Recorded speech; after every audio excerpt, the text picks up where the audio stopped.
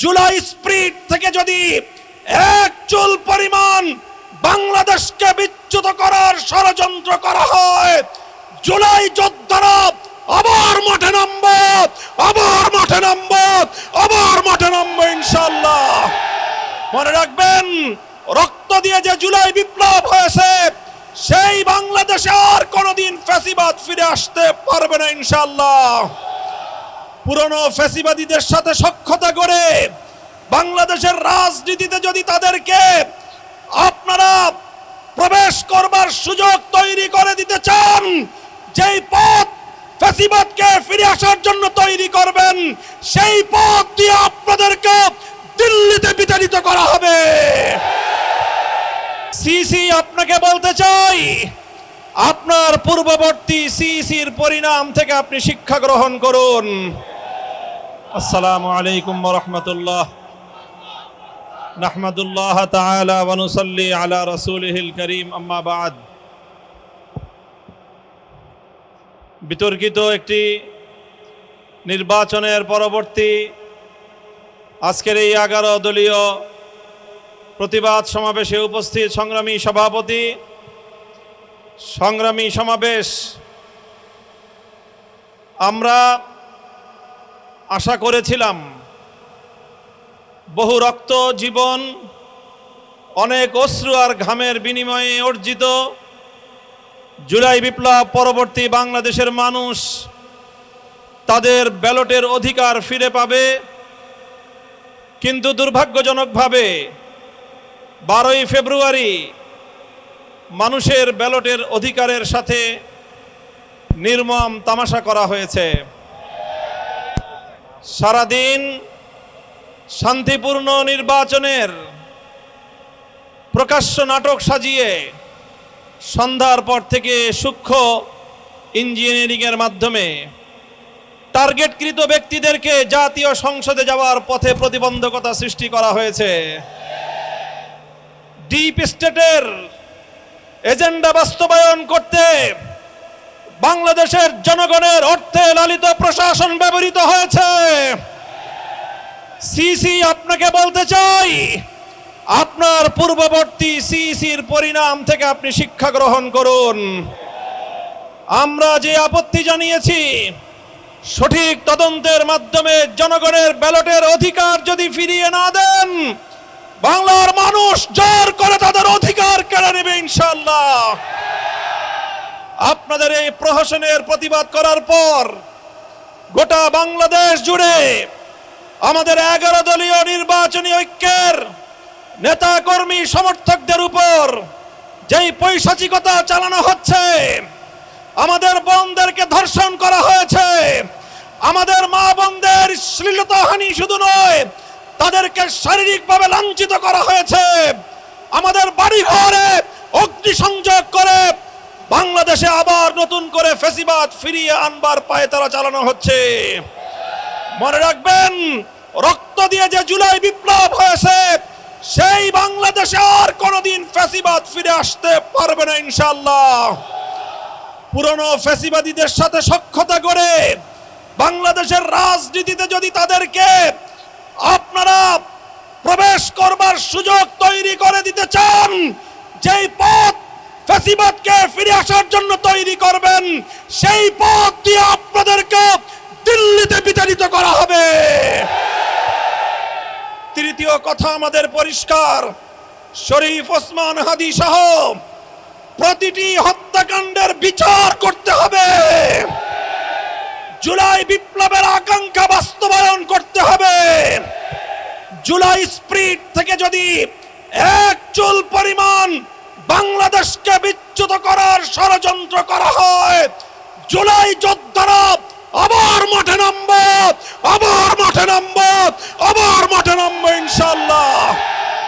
সকলকে ঐক্য এবং সংহত মজবুত করার, আগামী দিনে দেশের মানুষের হাত এবং ভোটের ন্যায্য অধিকার বাস্তবায়নের লক্ষ্যে চলমান এই সংগ্রামকে মজবুত এবং সংহত রাখার উদাত্ত আহ্বান জানাই। নাসরুম মিনাল্লাহি ওয়া ফাতহুন করিব। বিসমিল্লাহির রহমানির রহিম। সম্মানিত উপস্থিতি এবং 11 দলীয় ঐক্যের নেতৃবৃন্দ, সবাইকে সালাম। আমাদের একটা ভুল হয়েছে, আমাদের বড় ভুল হয়েছে।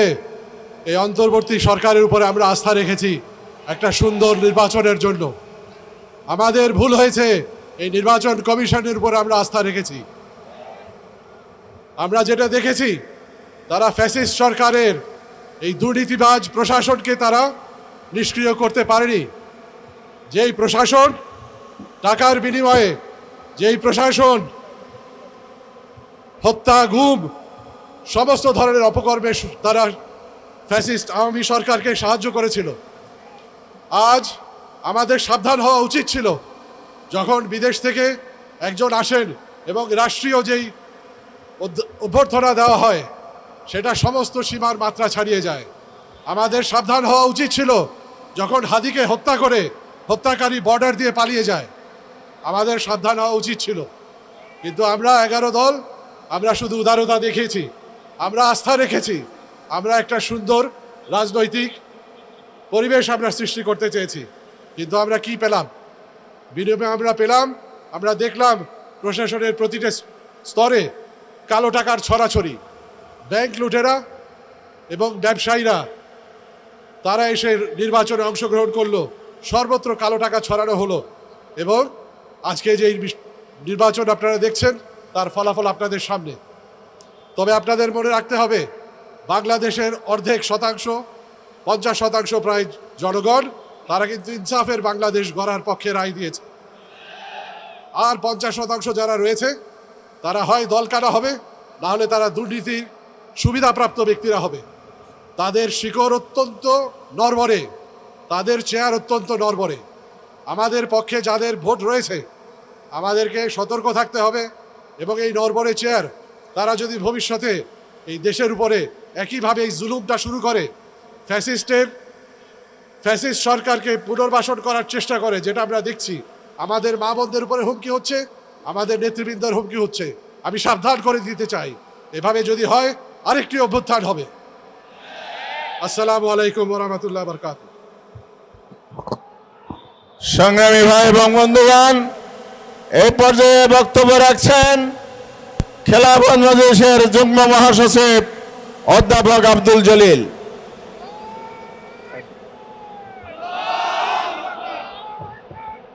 নির্বাচনোত্তর সহিংসতার প্রতিবাদে 11 দলীয় ঐক্য আয়োজিত আজকের এই প্রতিবাদ বিক্ষোভ মিছিল পূর্ব সমাবেশের সংগ্রামী সভাপতি, জাতীয় নেতৃবৃন্দ, মিডিয়া প্রতিনিধিবৃন্দ ও আমার সংগ্রামী নগরবাসী, জুলাই অভ্যুত্থানের হাজারো শহীদের রক্তের বিনিময়ে আমরা চেয়েছিলাম একটি সুষ্ঠু এবং প্রস্তাবিত নির্বাচনের মধ্য দিয়ে এই দেশের জনপ্রতিনিধিত্ব নির্বাচিত হবে।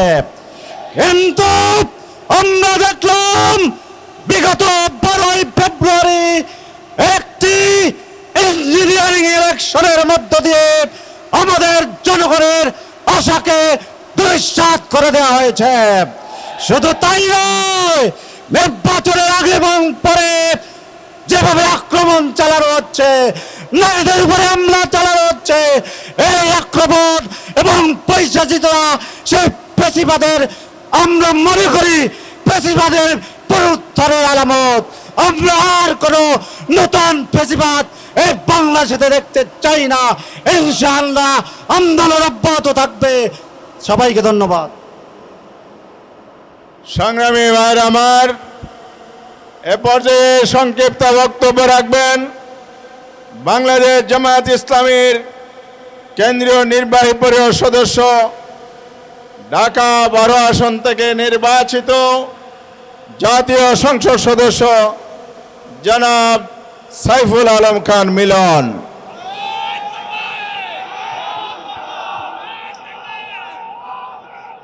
আলহামদুলিল্লাহ রাব্বিল আলামিন, আসসালাতু আসসালামু আলা রাসূলিল কারীম ওয়া আলা আলিহি ওয়া সাহবিহি আজমাইন।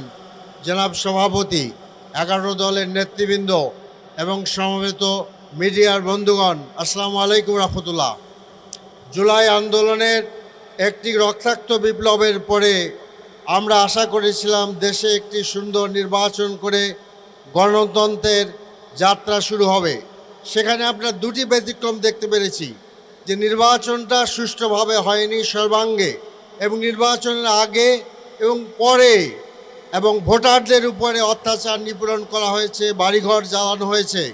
কাজে আমরা স্পষ্টভাবে বলতে চাই যে পুরানো সাংস্কৃতিক রাজনীতিতে ফিরে যাওয়ার জন্য জুলাই আন্দোলন হয়নি। কাজেই আমরা বড় দলটিকে আহ্বান করতে চাই যে আপনারা এই ভুল পথ থেকে ফিরে আসুন, আপনারা সঠিক পথে আসুন। তো আমি এই আশাবাদ ব্যক্ত করে আমার বক্তব্য শেষ করছি। খোদা হাফেজ। বাংলাদেশ জিন্দাবাদ। 11 দলীয় জোট জিন্দাবাদ। সংগ্রামী ভাই এবং বন্ধুগণ, এ পর্যায়ে বক্তব্য রাখছেন জুলাই যুদ্ধের সম্মুখ সারির নেতা, এনসিপির যুগ্ম আহ্বায়ক জনাব নাসির উদ্দিন।